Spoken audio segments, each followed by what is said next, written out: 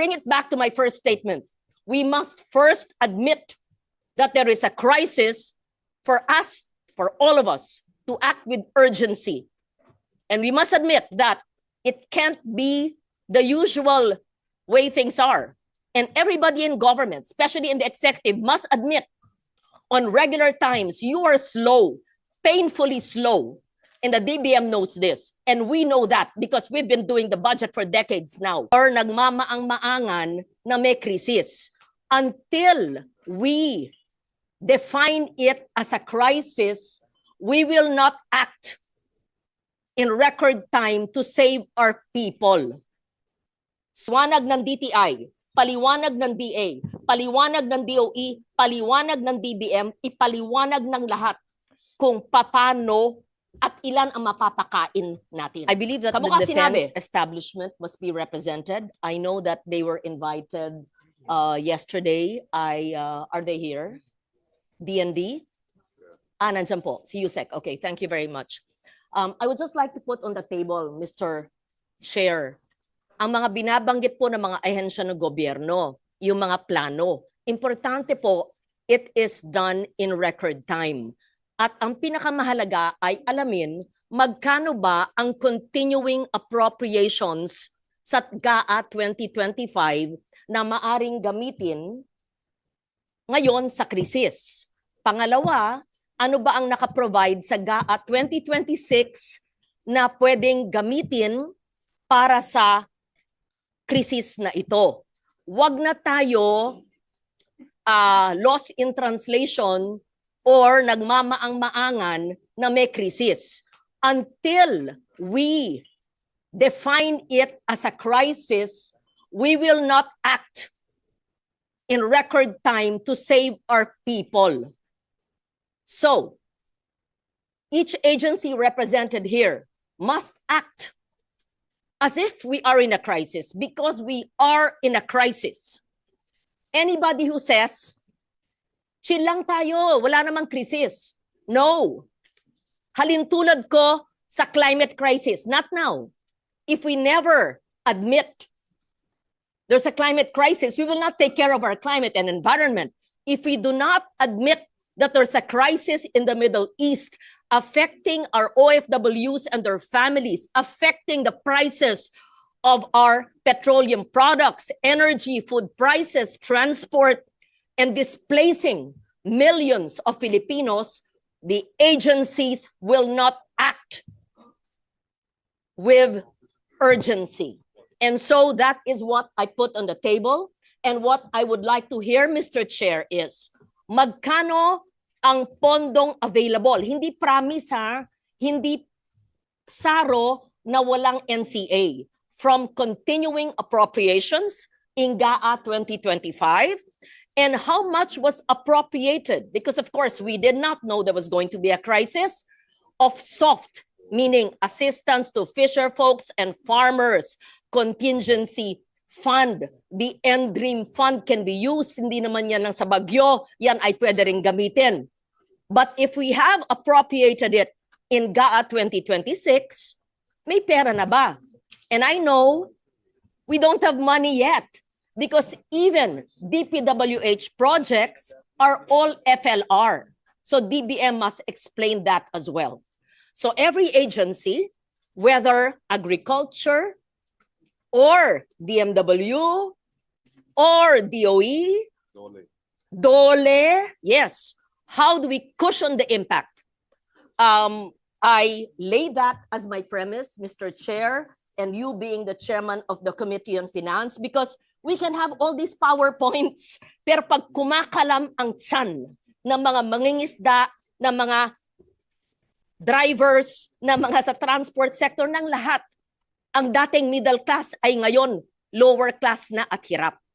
So gusto natin makita ang pag-translate ng mga PowerPoint na yan na ginawa sa mga air-condition na tanggapan into actual jobs created, actual food on the table of every affected Filipino family. And I will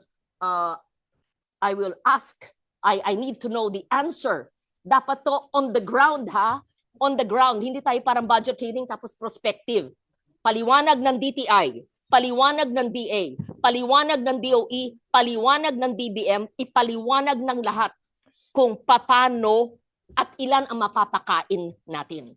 Kamukha sinabi, 40,000 farmers and fisher folks ang matutulungan ng subsidiya.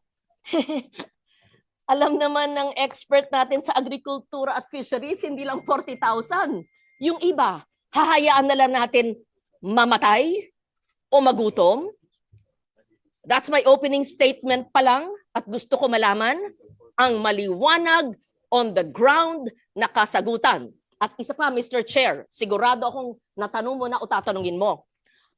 Anong mga pondo sa 2025 ang hindi nagagamit na pwedeng wag na ito? Ano sa 2026 na tatawagin nating, I'll call a spade, luho na travel, party-party, cancelin lahat yan. At paano yung pamamaraan na ikalap yung pondong yan para ibigay hindi lang sa piniling 40,000 na magsasakat mangingisda, lahat. At lahat ng mga drivers, lahat ng mga apektado sa krisis na ito. And I bring it back to my first statement. We must first admit that there is a crisis for us, for all of us, to act with urgency. And we must admit that it can't be the usual way things are. And everybody in government, especially in the executive, must admit on regular times, you are slow, painfully slow. And the DBM knows this. And we know that because we've been doing the budget for decades now. Your utilization, your implementation is so slow, with the exception of some agencies like DSWD. I think SecRex is the only cabinet member. When I call half a ring, he answers. And he's quick, he's on the ground, he knows what's happening. I wish everybody could emulate that. Yung iba nagatago. So having said that, Mr. Chair, I did not want to deliver a motherhood opening statement. I want to hear from DTI, how will you lower the prices of basic commodities?